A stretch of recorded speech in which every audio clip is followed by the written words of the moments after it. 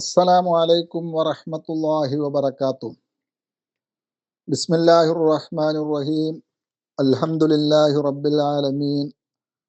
അല്ലാഹുമ്മ സ്വല്ലി വസല്ലിം വബാരിക് അലാ റസൂലിക സയ്യിദിനാ മുഹമ്മദിൻ വഅലാ ആലി സയ്യിദിനാ മുഹമ്മദ്.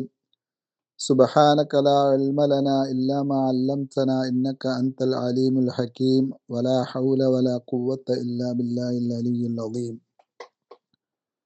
ഏറ്റവും പ്രിയമുള്ള സഹോദരന്മാരെ, സഹോദരിമാരെ, പരിശുദ്ധ റമദാനിനോടനുബന്ധിച്ച് നാം പറഞ്ഞു വരുന്നത് ചെറിയ കാര്യങ്ങൾ ശ്രദ്ധിക്കുന്നത് മൂലം വലിയ പുണ്യങ്ങളും പ്രതിഫലങ്ങളും കിട്ടുന്ന അമലുകളെ കുറിച്ചാണ്. അത്തരം പരിശുദ്ധ റമദാനിലെ മറ്റൊരു സുപ്രധാന കർമ്മമാണ് തറാവീഹ് നിസ്കാരം. ഇന്നലെ നാം പറഞ്ഞതുപോലെ ഇതിനെയും ഹബീബ് സയ്യിദുന മുഹമ്മദുർ റസൂലുള്ളാഹി സ്വല്ലല്ലാഹു അലൈഹി വ ആലിഹി വസഹ്ബിഹി വസല്ലമ ഡിജിറ്റലൈസ് ചെയ്തത് കാണാം. നിസ്സാര രണ്ട് കാര്യങ്ങൾ ശ്രദ്ധിക്കണമെന്ന് മാത്രം. നിസ്സാരമല്ല, വലുതാണ്. അതാണ് അതിൻ്റെ കാമ്പ്.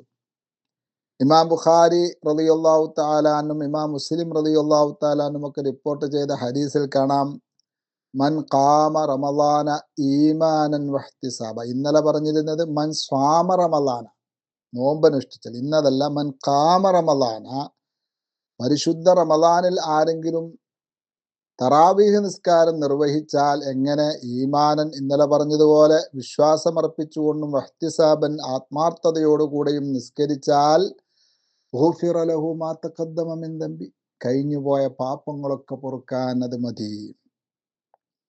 ഈ മൻ ഖാമ റമളാന എന്നതിലെ ഖിയാമ റമളാൻ കൊണ്ട് ഉദ്ദേശിക്കുന്നത് തറാവീഹ് നിസ്കാരമാണെന്ന് ഇമാമിങ്ങൾ പറഞ്ഞത് കാണാം. എന്നാൽ തറാവീഹ് നിസ്കരിക്കാൻ സാധിക്കാത്തവരുണ്ടാവുമല്ലോ, ജോലി കാരണം. ചില പ്രവാസികളൊക്കെ അങ്ങനെ ഉണ്ടാകും, രാവ് മുഴുവനും ജോലിയായിരിക്കും.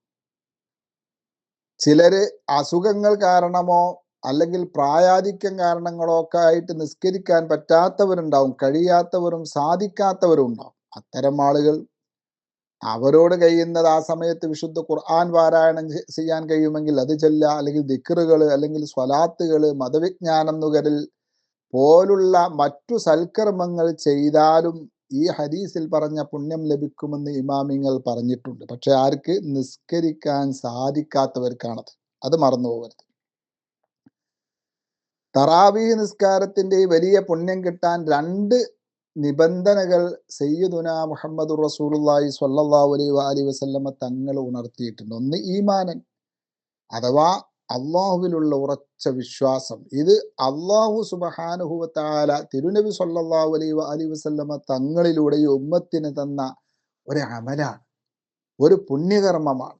അതിന് വലിയ പുണ്യമുണ്ട് എന്ന വിശ്വാസം.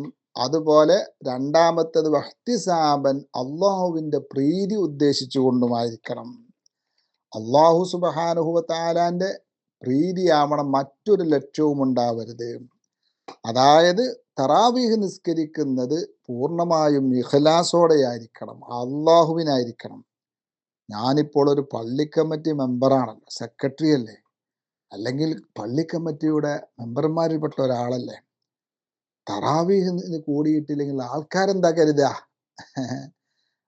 അല്ലെങ്കിൽ ഞാൻ നാട്ടിലെ ഒരു പ്രമാണിയല്ലേ, ഞാൻ ഇന്ന സംഘടനയുടെ പ്രസിഡന്റ് അല്ലേ, ഞാൻ തറാവീഹ് നിസ്കരിക്കാതിരുന്നാൽ എന്താണ് ആൾക്കാർ വിചാരിക്കുക? അല്ലെങ്കിൽ ഞാൻ കാരണവരാണ്, കുടുംബത്തിലെ പ്രധാനിയാണ്, നാട്ടിലെ നേതാവാണ്.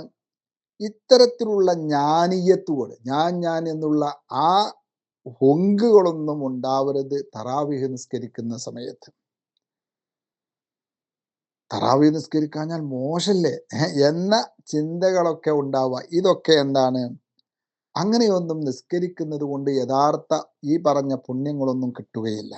അതാണല്ലോ റിയാ എന്ന് പറയുന്നത്. അള്ളാഹ്ക്ക് ഇഷ്ടമേ ഇല്ല റിയാ ഉള്ള ഇബാദത്തുകളൊന്നും. അപ്പം അതൊന്നും ഉണ്ടാവാതെ ഇഹ്തിസാബൻ, അള്ളാഹുവിൻ്റെ പ്രീതി, ഇതുകൊണ്ട് എനിക്ക് നബി സല്ലല്ലാഹു അലൈഹി വആലിഹി വസല്ലമ തങ്ങൾ എന്തെല്ലാം പുണ്യങ്ങൾ ഓഫർ ചെയ്തിട്ടുണ്ടോ അതൊക്കെ കിട്ടണം. അള്ളാഹുവിൻ്റെ പ്രീതി, അള്ളാഹുവിൻ്റെ കൽപ്പനയ്ക്ക് വഴിപ്പെടുകയാണ് ഞാൻ എന്ന ആ ആത്മാർത്ഥതയും ഇഖ്ലാസും നമുക്കുണ്ടായിരിക്കണം. അല്ലാത്തതിൽ നിന്നൊക്കെ അള്ളാഹു നമ്മെ കാത്തുരക്ഷിക്കട്ടെ. എന്നാൽ ഈ രണ്ട് നിബന്ധനകൾ ഈമാനോടുകൂടെയും ഇഹ്തിസാബോടുകൂടെയും ആരെങ്കിലും തറാവീഹ് നിസ്കരിച്ചാൽ എന്താ പുണ്യം? അത് നബി സല്ലല്ലാഹു അലൈഹി വസല്ലമ തങ്ങൾ നമ്മൾ നേരത്തെ പറഞ്ഞു വരുന്ന ആ വലിയ ചെറിയ കാര്യങ്ങളെ കൊണ്ട് വലിയ പുണ്യം കിട്ടും. ഗുഫിറ ലഹു മാ തഖദ്ദമ മിൻ ദംബി. കഴിഞ്ഞു പോയ പാപങ്ങളൊക്കെ അത് പൊറുക്കപ്പെടും.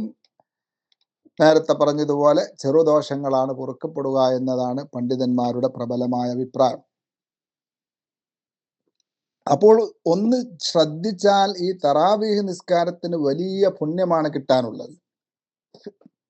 അതുകൊണ്ട് തന്നെ ഈ നിസ്കാരത്തിന് ഉന്മേഷവും ആവേശവും ആത്മാർത്ഥതയും ഒക്കെ കിട്ടാൻ മഗ്‌രിബിന് ശേഷം കുളിക്കലും സുന്നത്താണ്.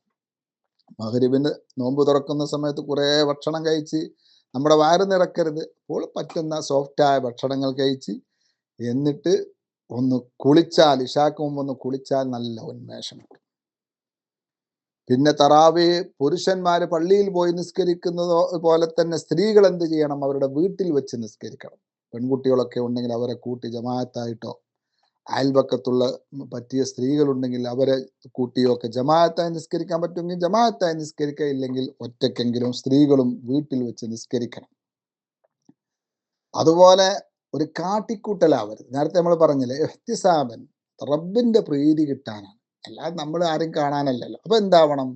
ആ നിസ്കാരത്തിൽ പാലിക്കേണ്ട സുന്നത്തുകളൊക്കെ കൃത്യമായി പാലിക്കുക, നിർബന്ധങ്ങളൊക്കെ കൃത്യമായി പാലിക്കുക. വജ്ജഹത്തു, നമ്മളെ വജ്ജഹത്തു വജിയ ലില്ലദീ ഫത്തറ സമാവാതി എന്ന ആ കുറച്ച് ദീർഘമുള്ള ദുആ ചെയ്യാനുള്ള സമയമില്ലെങ്കിൽ എന്ത് ചെയ്യാം? ചെറിയ ദിക്റുകൾ ചൊല്ലാം. സുബ്ഹാനക്കല്ലാഹുമ്മ വബിഹംദിക വതബാറക ഇസ്മുക വതആല ജദ്ദുക വലാ ഇലാഹ ഗൈറുക പോലുള്ള, അല്ലാഹുമ്മ ബഅഇദ് ബൈനി വബൈന ഖത്തായായ പോലുള്ള, റബ്ബനാ ആതിനാ ഫിദ്ദുനിയ ഹസന പോലുള്ള ഏതെങ്കിലും ചെറിയ ദുആകൾ ചെയ്താലും എന്ത് കിട്ടും? വജ്ജഹത്തു അല്ലെങ്കിൽ ആ ദുആ ഉൽ ഇസ്തിഫ്താ ചൊല്ലിയ കൂലി കിട്ടും. ശേഷം ഭംഗിയായി ഫാത്തിഹ ഓതുക. ഫാത്തിഹ ഒന്നും ഒരു കാട്ടിക്കൂട്ടലാവരുത്, ഭംഗിയായി ഓതുക. ശേഷമുള്ള സൂറത്തും വലിയ സൂറത്ത് ഓതണമെന്നില്ല, ഓതുന്നത് ചെറിയ സൂറത്ത് ഓതിയാലും ആ സൂറത്താണ് നല്ലത്. വദ്ദുഹാ മുതൽക്കുള്ള ആ ചെറിയ സൂറത്തുകൾ ഓതുക, അത് ഭംഗിയായി ഓതുക. അത് തെറ്റുകൂടാതെ തജ്വീദ് അനുസരിച്ച് ശ്രദ്ധ കൊടുത്ത് ഓതുക. പിന്നെ റുക്കോയിലെയും സുജൂദിലെയും മറ്റുമൊക്കെ ദിക്റുകൾ 3 പ്രാവശ്യം ചൊല്ലേണ്ടവ 3 പ്രാവശ്യം തന്നെ ചൊല്ലുക.